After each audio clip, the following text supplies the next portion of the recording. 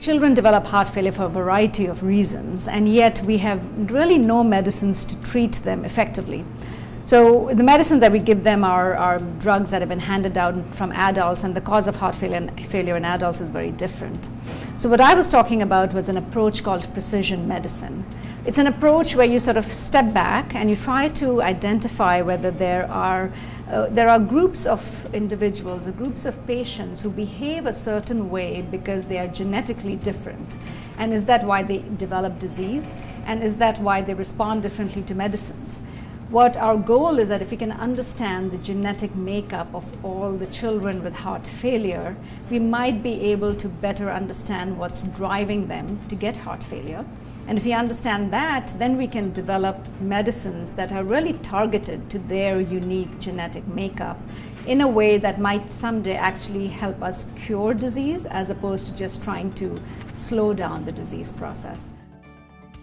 Children have often developed heart failure from mainly two conditions, certainly genetic conditions that cause them to develop problems with their heart muscle, but it's often more severe than you see in adults because from the very fact that it's showing up so early in life. So in those situations, there's more likely that we might find genetic predictors or genetic causes of their what we call cardiomyopathies, more so than even in adults. If we know what's causing the disease in children, and we can act sooner to prevent them from having serious adverse events, by which we mean children can die of heart disease. Sometimes they need heart transplants, they're waiting for heart transplants and they never make it to heart transplants.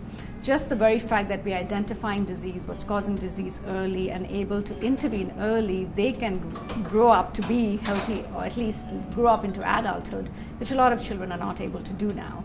And then that knowledge can be used also to sort of screen family members.